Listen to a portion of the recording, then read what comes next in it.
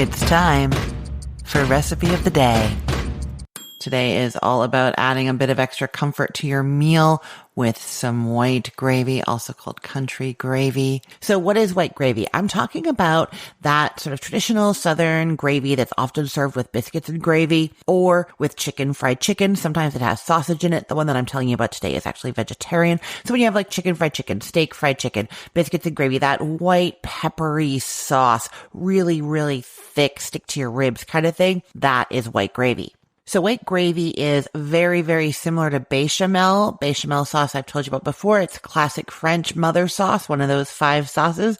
The only big differences are that it's actually quite a bit thicker than bechamel sauce, and that's because of the ratio of flour, butter, and milk that's used. So for a bechamel, you usually be using 1.5 tablespoons each of butter and flour per cup of milk. For white gravy, I've seen as much as 2.5 tablespoons of butter and flour per cup of milk. And you actually if you spoon it, if you look at the picture, actually, even in this recipe that I'm linking to, you'll see you spoon it, it's like leaving ribbon trails in the gravy below in the pan. It's that thick. I will be honest with you and say I don't like it that thick. It's kind of stodgy seeming to me. So the recipe that I'm telling you about actually tells you how to thin it down to the right thickness for you. So you make that thick gravy to start, and then you thin it slowly, and then you get it just where you want it. The other big difference between bechamel and white gravy is that there's usually a lot of pepper in white gravy. Bechamel usually just has some salt, maybe a little bit of white pepper classically, or if you don't have white pepper, a little bit of black pepper,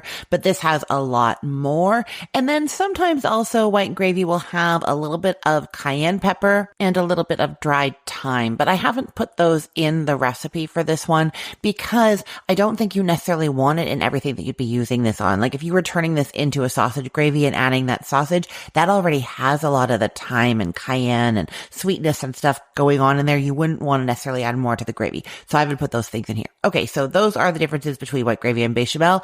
Let's talk about how you make this. You're going to start by melting 5 tablespoons of butter in a medium saucepan over medium heat. Then you whisk in 5 tablespoons of all-purpose flour. I'm just going to say I love a flat whisk for this. If you don't have one, it is a great tool to get. Instead of that balloon whisk, I just find it gets better contact with the pan everywhere, just easier to hold, easier to whisk with, really. So that is what I'm using to combine the butter and flour and make them into a paste.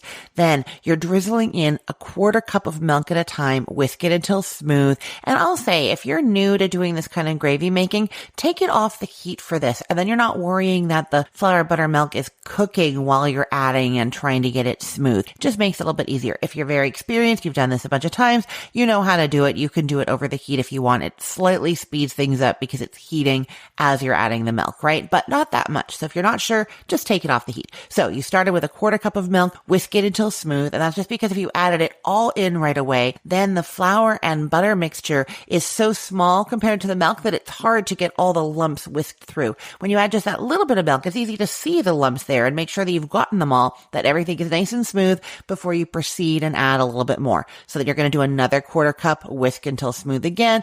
And at that point, it's pretty thinned out so you can start adding more at a time until you've added 2 cups of milk. So you did the 2 1/4 cups and then another 1.5 cups of milk, whisking the whole time. Then you'll stir in 1/2 teaspoon of salt and 1/4 teaspoon of black pepper. If you took your saucepan off the heat, you're going to put it back on now, back over medium heat, and bring it to a simmer while you continue to stir it pretty often. You really don't want that flour, milk, butter stuff to burn on the bottom of the pan. It sticks down there and it can add a bitter flavor to the whole pot. So you don't want that. Okay. Once it comes up to a simmer, you just keep stirring and cooking until it's really thick. It's just going to be 2 to 3 minutes. Okay. Now this is where you can choose to thin it down if you want. Taste that sauce. If it is too thick and stodgy for you, if it is not what you want for whatever preparation you're using it for, you can stir in up to 1 more cup of milk a little bit at a time. That's actually going to bring you to that 1.5 tablespoon flour, butter to 1 cup of milk kind of ratio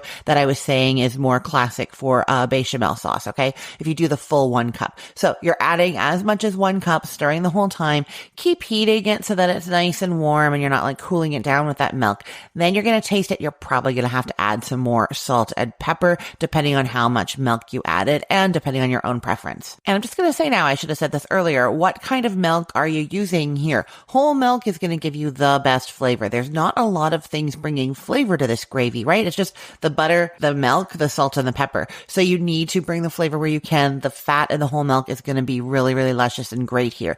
If you don't have whole milk, and I almost never have it, and I forget to buy it, so I don't use it, you can use 2%, and that'll work really well. Or if you only have fat-free milk, but you happen to have any kind of cream on hand, you can mix the fat-free milk and the cream together. That's great. The other thing that works surprisingly well, I've told you this before, canned evaporated milk, even the fat-free version, is actually quite creamy. So if you happen to have that, get that out and use that instead. It's going to be delicious in here. I tend to keep a couple of cans of evaporated milk in my pantry all the time so that if I need a thicker milk for something, I've always got that. So that's a great trick to know about. Okay, the last step is to strain that gravy. So you're going through a fine mesh sieve into a bowl, and that's just to make sure that there are no lumps in that gravy, little flour lumps. Now you could skip this step if you're pretty sure you're looking at that gravy and it looks like there's no lumps in there. Go ahead and skip it. I sometimes do. But if you're not sure, if you're like serving this for something special and you want it to be perfect, you want to make absolute sure, then you strain it through that fine mesh sieve into a bowl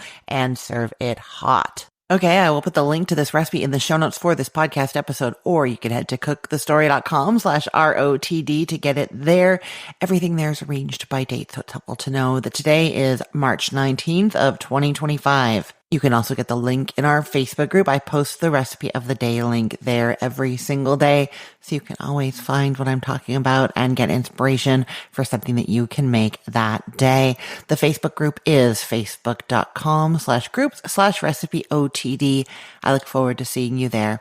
I'm Christine Pittman from cookthestory.com, thecookful.com, the all-new chicken cookbook, and from this podcast recipe of the day. I hope you have a great day. Let's get cooking.